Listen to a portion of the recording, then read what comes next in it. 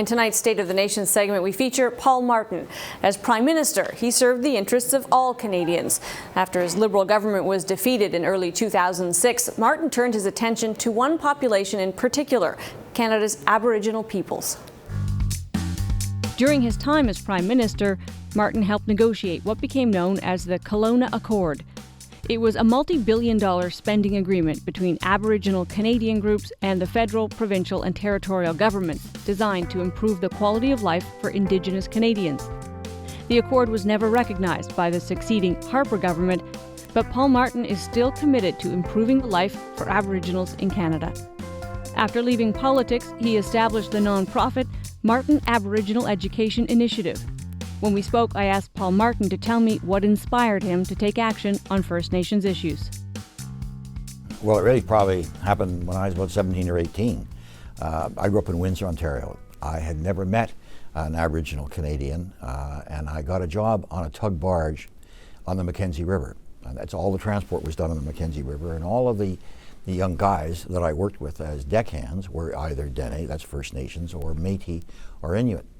And we would, when the tugs would go ashore at night and there was nothing else around, all of us would sit around and we would talk. Young men very rarely talk among themselves, but you do when you're in the northern skies and there's nothing else to do. And the one thing that I noticed, that compared to my friends in Windsor, my age, who were full of hope and excitement, these young guys who were every bit as smart, every bit as hardworking, there was a sense that there was something lost in their lives. That hope wasn't there. I didn't know anything about the residential schools at that time.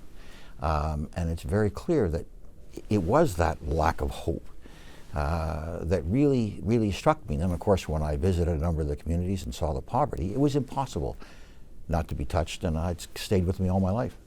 And so, as you began your political career, was that on your mind? Was it a kind of an ambition of yours? Because you obviously were one of the best-known finance ministers we've ever had. Your legacy is slaying deficits. Was it back of your mind that there would be something else? Oh, I had. It's been with me all my life. Long before I went into politics, when I was in business, I was one of the founding directors, what's called the Canadian Council of Aboriginal Business. I mean, it was with me the whole piece. When I was finance minister, we brought in the Healing Foundation, thanks to Jane Stewart, who was then the Minister of Indian Affairs, and Phil Fontaine. And so, no, it's been with me all that time. And obviously, the KELOWNA Accord was really the epitome of how we had to deal with it as a government. So let's talk about KELOWNA. What is the what might have been of KELOWNA? For people that forget, what was KELOWNA going to do? Well, first of all, we have spent 200 to 300 years telling Indigenous people what to do, and it hasn't worked, and it hasn't worked disastrously. So the first thing that KELOWNA did, myself and the premiers, we were at the meeting, met with the Aboriginal leadership, and we said to them, what do you think we should all be doing together? They set the agenda, and then we said to them, how are we going to work this out? And we, for 18 months, separate tables on the agenda set by the Aboriginal people, education and healthcare, we worked out what the final answers were going to be and how we were going to fund them. And then, in Kelowna, with all of us around the table, we announced that we had arrived at an understanding. It was a framework would be built on, but the first time, think about this, the first time the Prime Minister of the country and all the premiers and the Aboriginal leadership were gathered around one table. And then a new Prime Minister does what to it? Well, the new government came in and they scooped all the money that we had put $5 billion on the table. There was a gap in education funding. There was a gap in healthcare funding. There was gaps in water and other areas and housing. And what we essentially said is we're going to wipe out that gap. The one that I focused on most, obviously, were healthcare and education. We're going to wipe those gaps, and we did.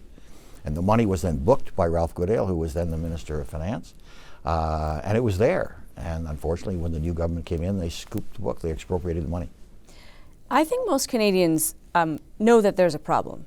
They know that there is a fast-growing young population living in a way that many consider shameful. I think a lot of Canadians would be surprised that we spend less, literally fewer dollars on some Canadian kids than others. It is beyond belief. You could have two primary schools, as an example, 10 kilometers apart. One and 6-year-old is going into school for the first time on reserve. Another, a 6-year-old, is going to public school off reserve. The child going into the reserve school, depending upon the part of the country they're from, is going to be receiving per capita 30 to 50% less money than the child going to the public school 10 miles away. That 30 to 50% can be anywhere from $5,000 to $10,000 per year. Now that's a staggering amount. What does it mean? It means the child going down reserve school is going to be taught by teachers who are like a revolving door, because as soon as there's a better salary available, they go. Insufficient money is being spent on special needs. There are not labs, there are not science courses of the same quality that they would get outside. And in fact, many of them are going to schools that other Canadians simply would not send their children to. And that's strictly underfunding. There are outstanding Aboriginal educators out there. The quality of education that they can provide, their single biggest problem is they just don't have the funding that's required. And I can give you examples of how when you provide that funding, you get dramatic results. You, in fact, have created a foundation to support and partner to create the funding. What does happen? We know spending on education is foundational for success for every kid. What happens when you do it? Well, let me just pick right up on that. Province of Ontario, about 15 years ago, brought in a program that dealt with their 100 worst schools grade schools in terms of literacy.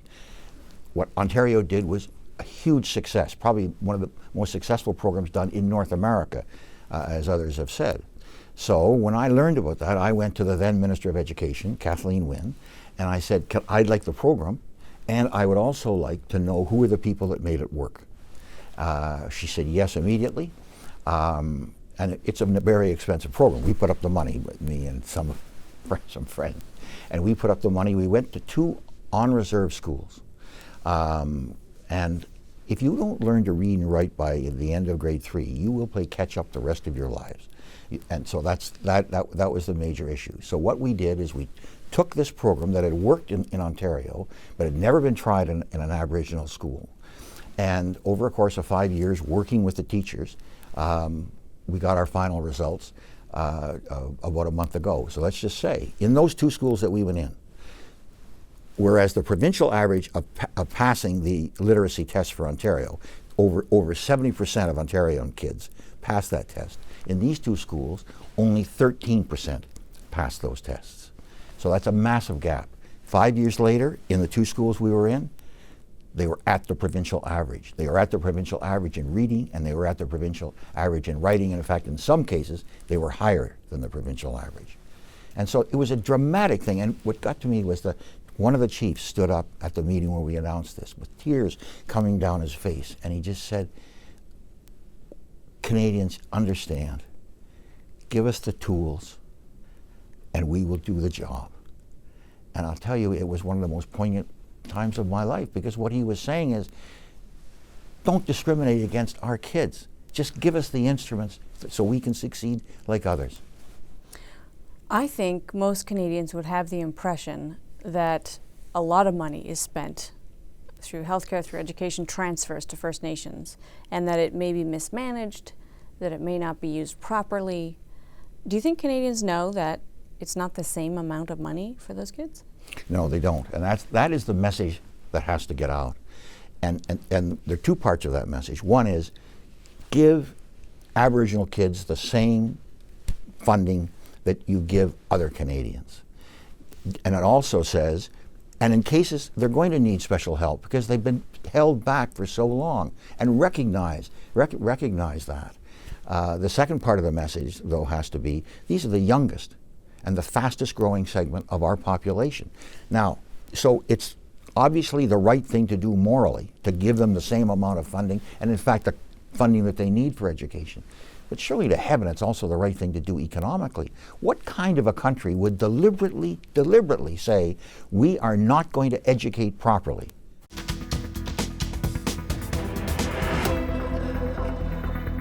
Former Prime Minister Paul Martin is trying to address the education gap between young Aboriginal Canadians and the rest of the country. He's tackling a problem rooted in hundreds of years of intercultural friction.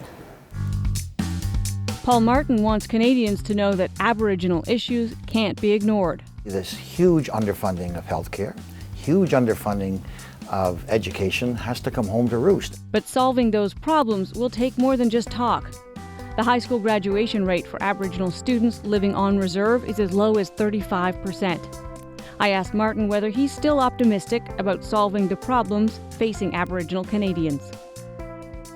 I'm very optimistic because we are starting with all of these young kids going into grade 1, and there's such a large number of them, it's impossible, I think, for any government to turn their back on them.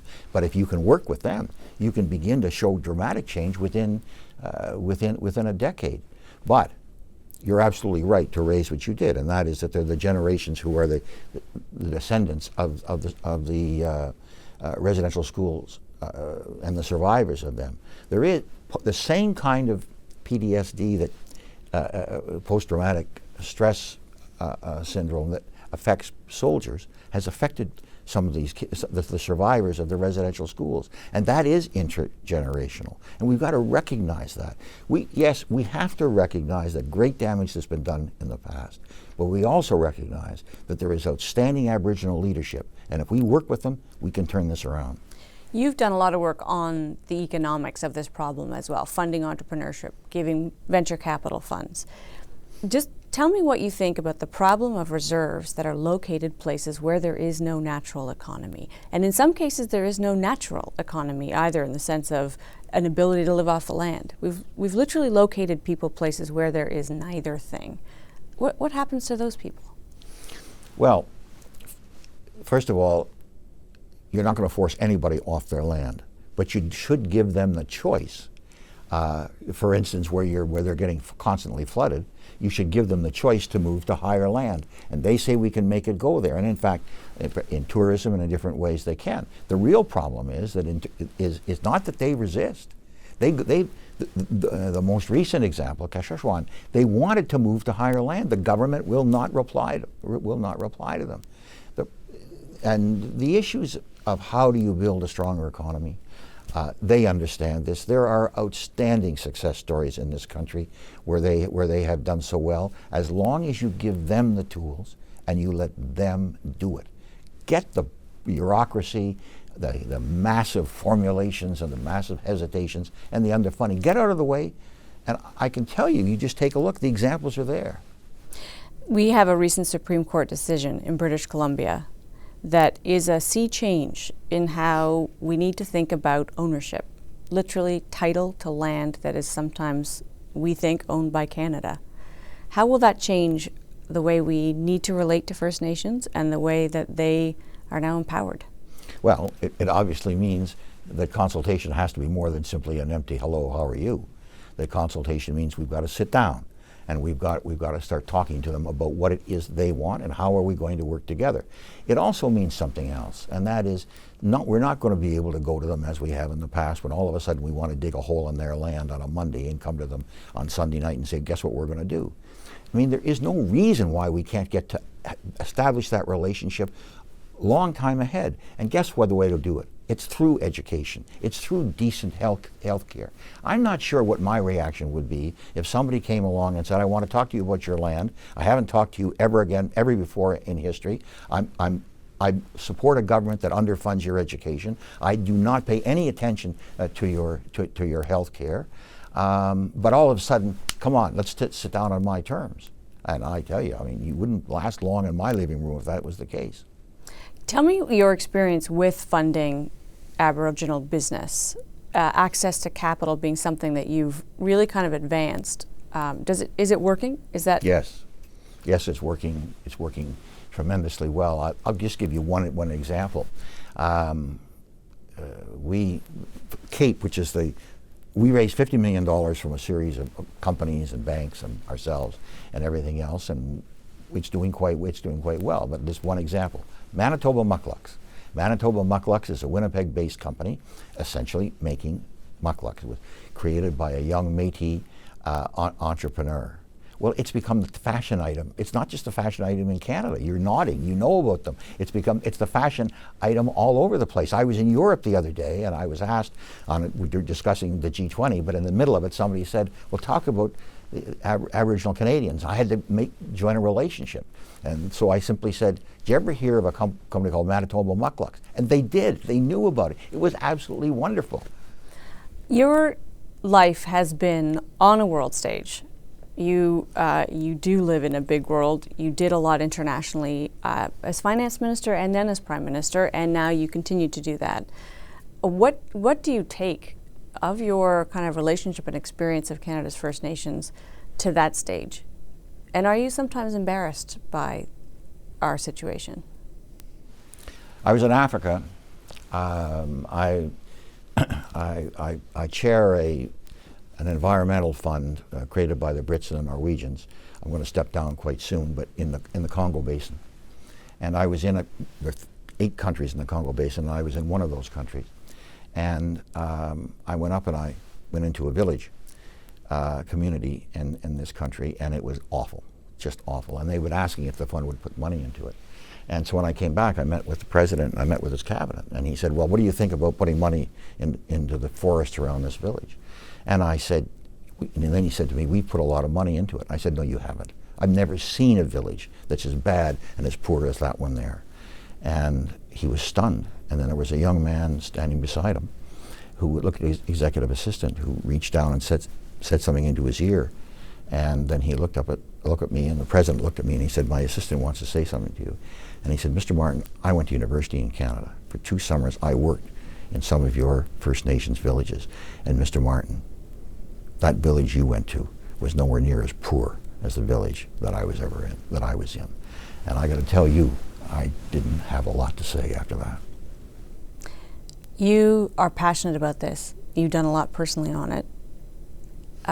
Where do you hope it goes in your lifetime? How far do you think we can advance this, the cause of First Nations in Canada?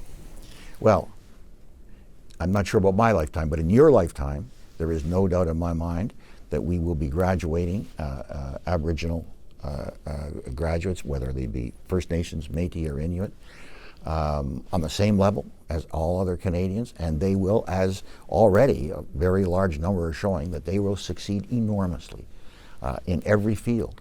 Someday, whether it be in journalism or whether it be in science, they've got phenomenal design capacity. There are huge inherent qualities that they have got. Just give them the chance. All right. We've got to leave it there. We appreciate your time. Thank you.